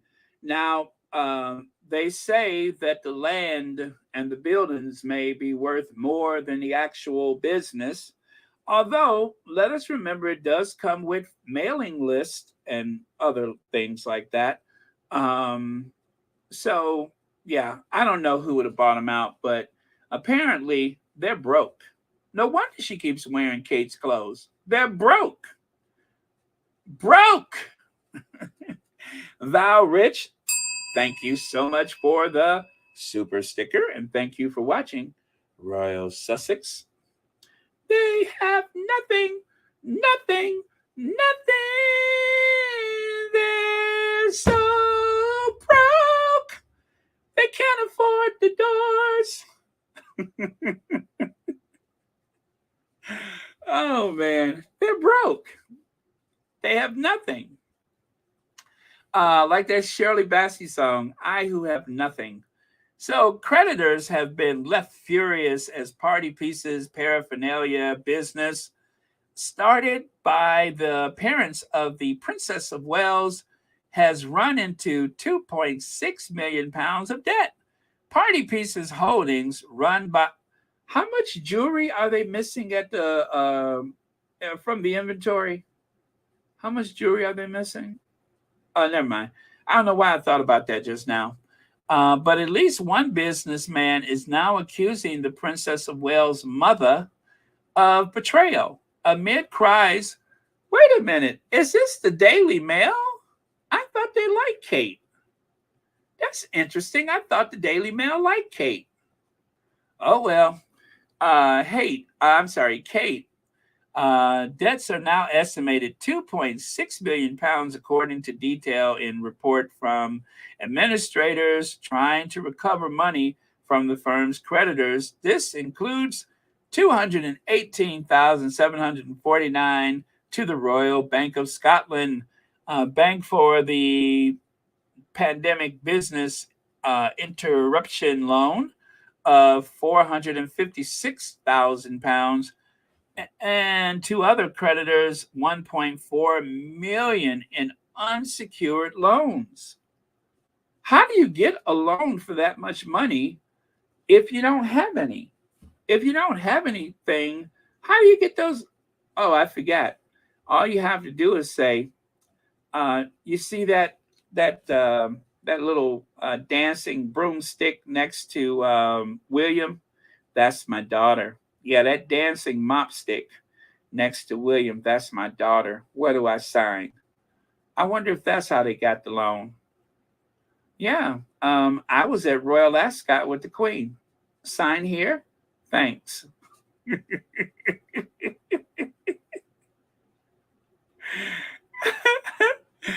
Yes, that's it. I was at Royal Ascot with the Queen. Where do I sign? Sign here? Thanks. Yeah, so maybe that's how they did it. Either that or, oh, you know what?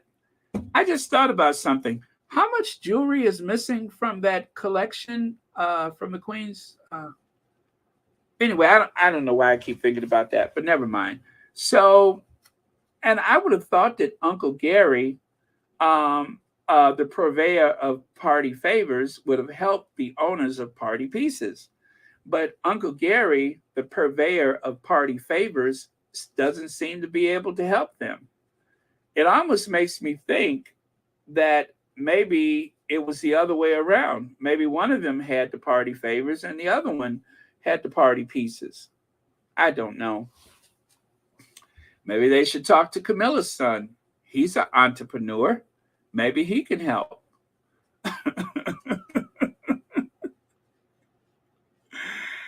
Now, you guys, Kitty was out and about, and I want you to notice something about the costume that she's wearing. Did you guys notice that? I'll give you a second.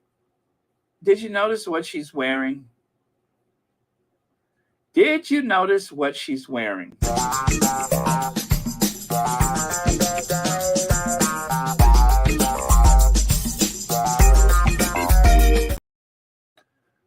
Yes, take a look. It seems as though she's trying to keep something very near and dear to her heart. like she's sending a signal to someone. Now, I know the idea. V. Bram. There you go. She's wearing a rose. She's wearing a rose. Like she is trying to keep someone near and dear to her heart. But at the same time, she remembers her priorities. Grin like a, oh, you know what? I'm sorry. That's supposed to be grin. Grin like a hyena, check. Talk to a black man, check. And hugs someone, check. So at least she got those three things right. When she's out, she has a list of things that she's supposed to do. Grin like a hyena. Try to get close to black people. And of course, to show that there are tender exchanges and to show a bit of humanity, she has to reach out and hug somebody. So ideally, she would have hugged the black man, but, you know, she didn't want to get ahead of herself. So, yeah, grin like a hyena, talk to a black person, and hug someone. Check, check, check. And that completes her task for the day. And because she is all dressed up and everything to be athletic, you know what I noticed? Oh, my. You know, I used to wonder, why does William always flinch? Why does William flinch whenever Kate touches him? Now, some people think that there may be some trouble in their relationship, in their marriage. I don't think that's it. I think that Kate is abnormally strong for someone her size. I think Kate seems to have a lot of strength in her extremities, especially her arms. And so maybe William does not flinch or twitch or jump because he doesn't like Kate anymore. Maybe he gets a little jumpy because, well, maybe she hurts him. You know what I'm saying? Maybe the courtiers have tried to say, listen, Your Royal Highness, the Prince of Wales is asking me to have a talk with you because, well, you hurt people. You don't mean to do it. But sometimes when you're like, you know, hugging and wrestling around with people, sometimes you hurt them. You're a little awkwardly strong for someone so slender. So can you please be careful? Actually, I have a note here from the royal physician. So please try to avoid hugging, punching, wrapping your arm. Just be careful, Your Highness. Please be careful. Like, for instance, when she hugged that woman, look at there. Look at how limp that woman is. Her left arm dropped because her shoulder's being crushed. So it's pretty obvious to me that those guns that Kate has probably hurt people. Lizzie 34, thank you so much for the super sticker, and thank you for watching Royal Sussex. But yeah,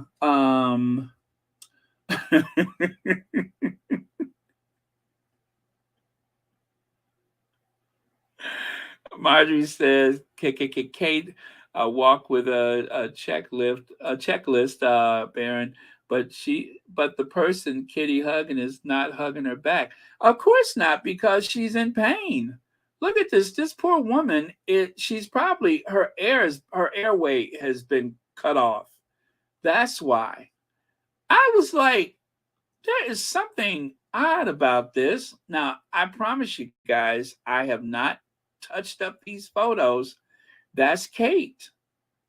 That is Kate. So that is why William is constantly flinching, because she hurts him. She really hurts him, and he's the one that is nervous. He's the one that's afraid, because sometimes she get to laughing and grinning and grinning and grinning, and next thing you know, she didn't hurt him. So now I understand. So you know what? On this one, I have to apologize to William, because I thought he was just a very well, he is a very angry, malicious person, but I thought he, was just having a hard time dealing with things and being married and stuff. I didn't realize that he had been injured before. So now I understand. Now I understand why he avoids contact with her, because he doesn't want to get injured. So there you go, you guys. Now take a look at Larry. Take a look at Larry from the Three Stooges. Harry and Meghan have done something they'll live to regret. Legendary editor Grayson Carter, aka Larry from the Three Stooges, is either puncturing egos of the powerful or throwing receptions in cons, but knows how to keep us hooked. Well, you know what? This hook didn't work because I didn't even bother with the article. When I saw somebody looking like Larry from the Three Stooges, I couldn't take anything they said serious. So I was just like, you know what? I'm good. I'm good.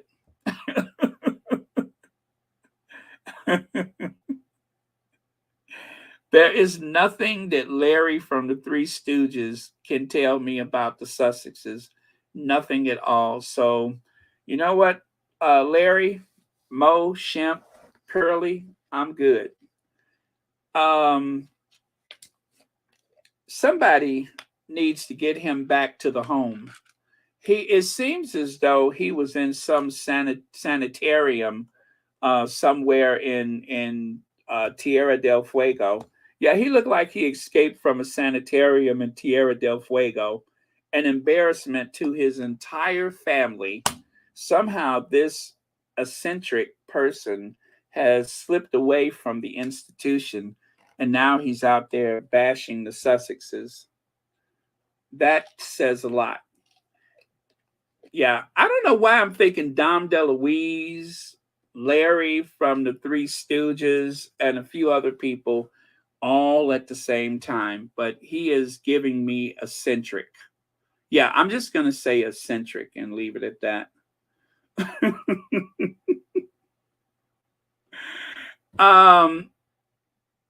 So Rishi Sunak has finally made it into the White House. And once again, there is Joe Biden looking as though he doesn't know who that person is. Joe Biden invited him to come to the White House for sure. They had the press conference and everything. And I guess Rishi Sunak is kind of nervous because if you guys remember, when William and Kate went to that wedding, you couldn't see William because she was stuck behind that guy from somewhere, one of the royals from over there. So here, Rishi Sunak is not taking any chances. See how he's got his head cocked up to make sure y'all can see him over them.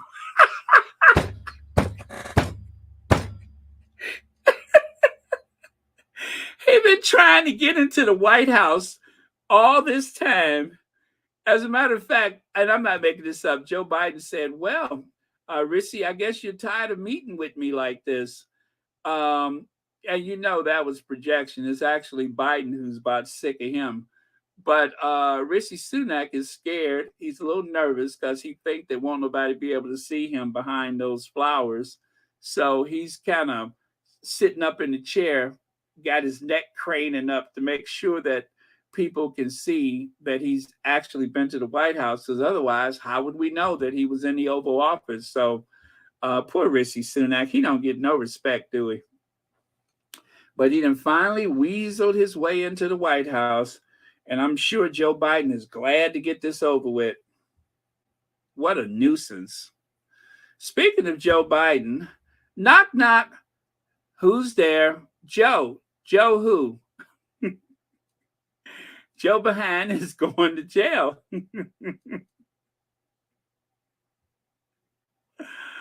Oh, man.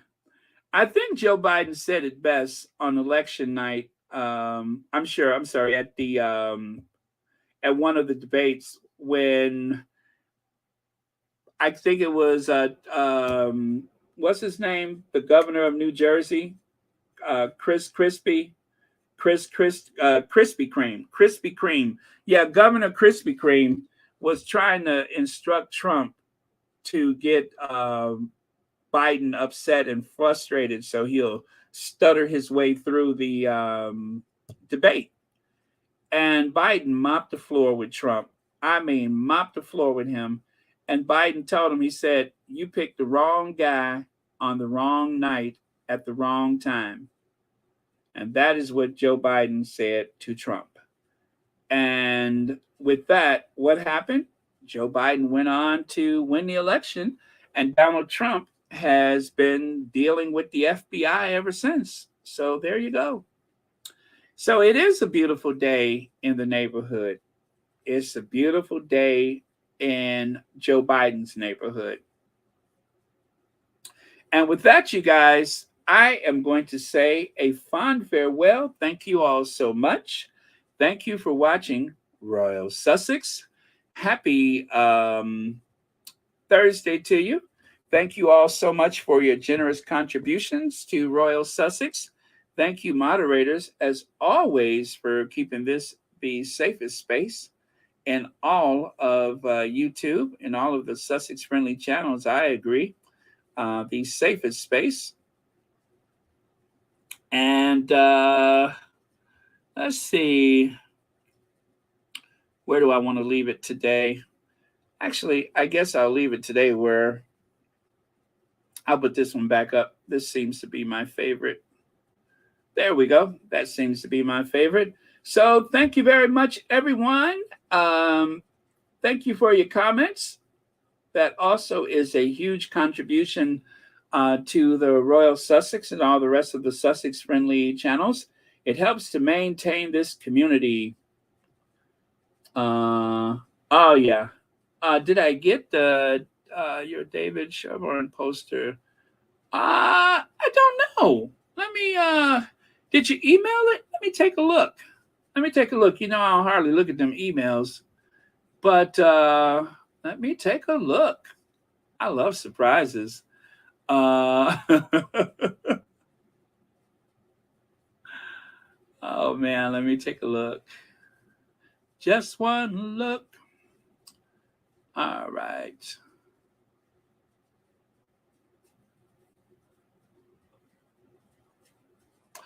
Oh my goodness. All right. I see. I got a few things here. Somebody sent me. Oh, these are nice. I'm going to have to use these. How could I have not seen these? Okay. Let me see what else I got here. I'm looking at my emails, something I rarely ever do. But yeah, I don't see anything for David Sherborne. Maybe you sent it on the Twitter, perhaps. Oh, by the way, you guys, I am done. So if you guys are still hanging around, feel free to take off. Thank you very much for being here. Yes, I'm not sure. But I will check all of my incoming later. All right.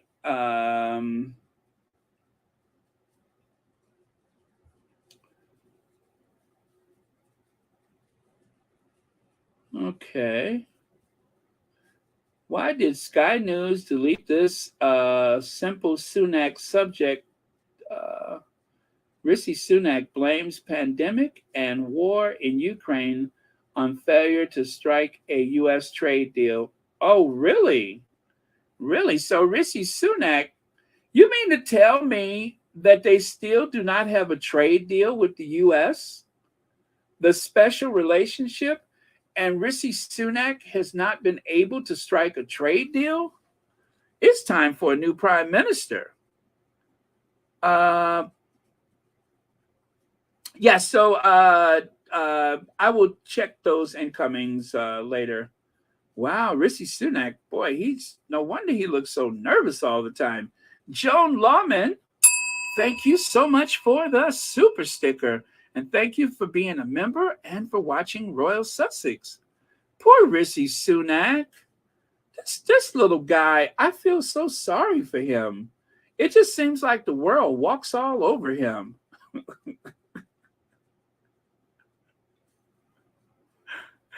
Seemed like the world walks off. I guess he thought if he wears an identical necktie to the president, that he would have gotten more notice. But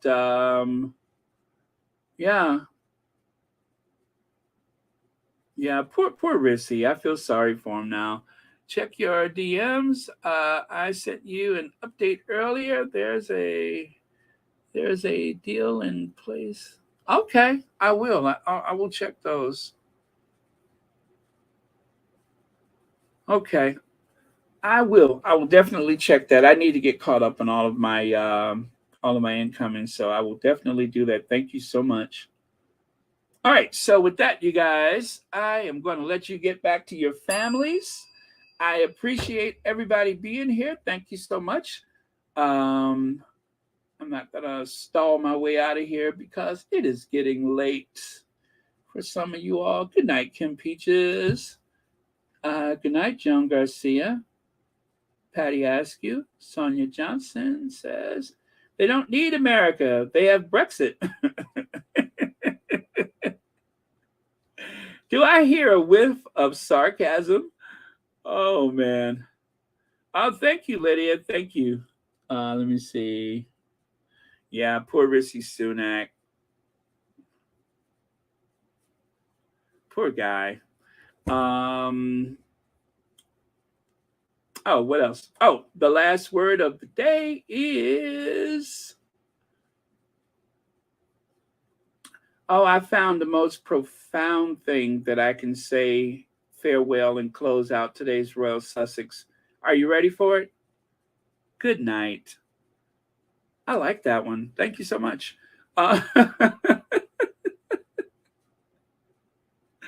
Thank you. And to our queens, I tell you, where would we be if it wasn't for our queens? The queen that will never be forgotten, especially where hair is concerned. And of course, the rock of the Sussex family. There you go. And with that, you guys, love you. I will see you all tomorrow. And I am going to Ginger Avenger us out of here. Ready? Oh, where is it? Ginger Avenger.